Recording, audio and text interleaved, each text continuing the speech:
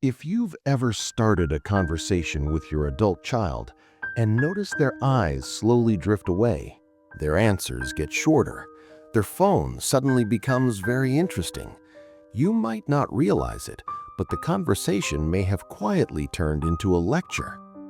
Most parents don't mean to lecture. They mean to share wisdom. They mean to help. They mean to pass down what they've learned the hard way. But what sounds like wisdom to a parent can feel like pressure, criticism, or dismissal to an adult child. Today, we'll explore 6 ways parents accidentally turn conversations into lectures through the story of one father who truly believed that long explanations were how love and wisdom were passed down. Over the years, researchers in family psychology and communication have studied why conversations between parents and adult children often feel strained, even when there's love on both sides. One key finding appears again and again. It's not what parents say, it's how long they hold the floor. Adult children don't pull away because parents are wrong. They pull away because they feel talked at, not talked with. This story isn't about blame, it's about awareness and learning how wisdom can travel further when it's lighter. Meet Frank.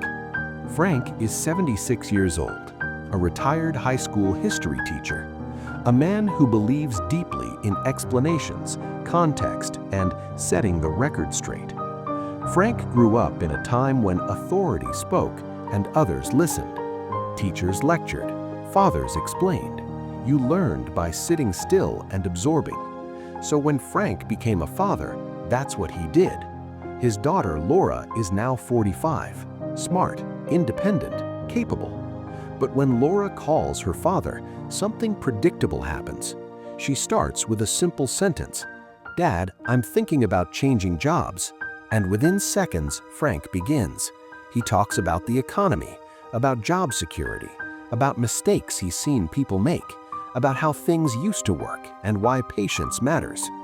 10 minutes later, Laura hasn't spoken. By the time Frank finishes, Laura says, "Okay, Dad, I have to go." Frank hangs up feeling helpful. Laura hangs up feeling exhausted. Frank doesn't realize that what he considers a conversation has quietly become a lecture. Let's break this down using the situation, desire, conflict, change, result framework. Situation.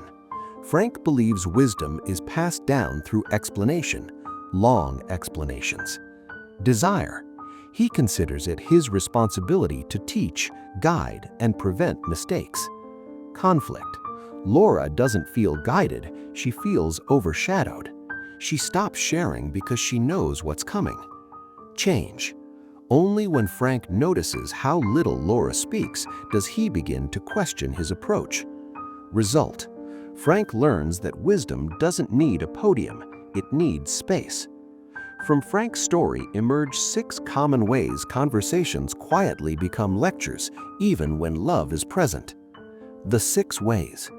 Way number 1. You answer before they finish speaking.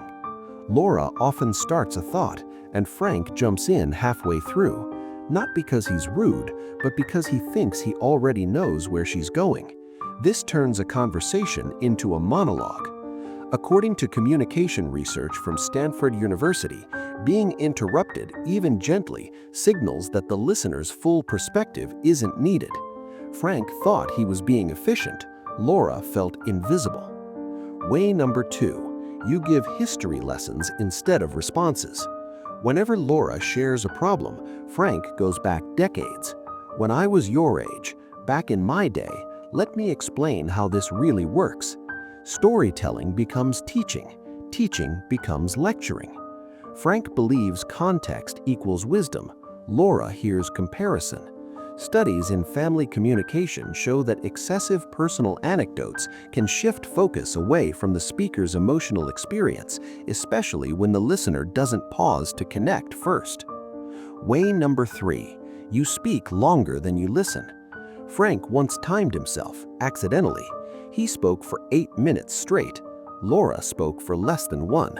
Lectures aren't defined by tone, they're defined by imbalance.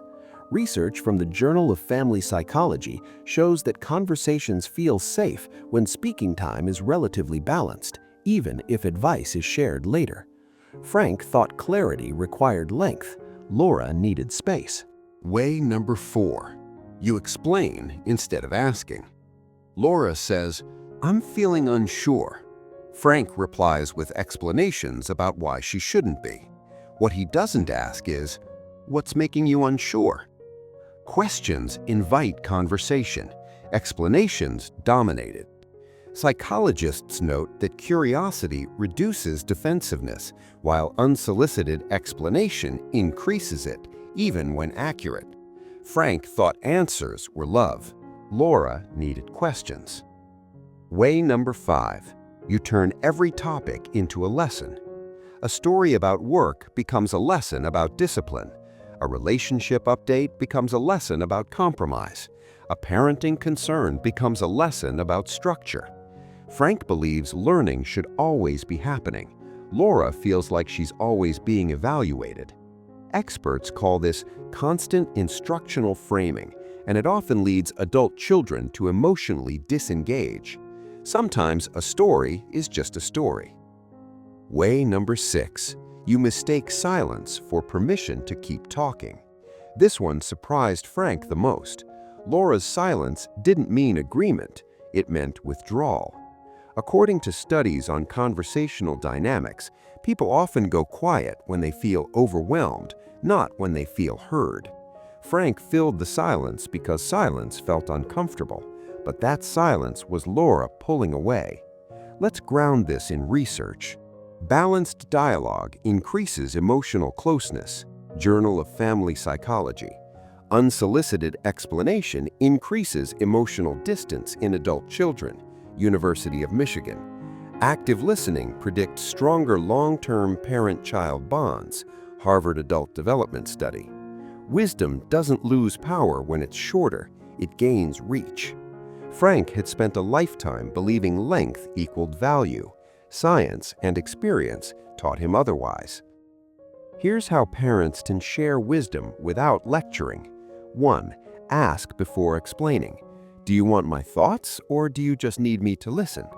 2. Limit yourself to one point, not 5, not a speech, one thought.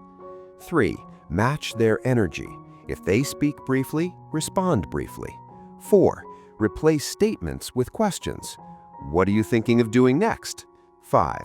End early. Leave space. Let them talk. Frank didn't stop being wise. He learned how to package wisdom differently. One afternoon, Frank tried something new. Laura told him about a conflict at work. Frank listened, paused, then said just one sentence. "That sounds hard. What do you think you'll do?" Laura talked for 15 minutes. When she finished, she smiled and said, "Thanks for listening, Dad." Frank realized then, wisdom doesn't need volume, it needs timing. If you grew up believing lecturing was how knowledge survived, remember this: your experience still matters, your voice still matters, but when you make room for others, your wisdom finally has somewhere to land. If this message resonated with you, please like, share, and subscribe, and I'll see you in the next conversation, one that feels a little lighter and a lot closer.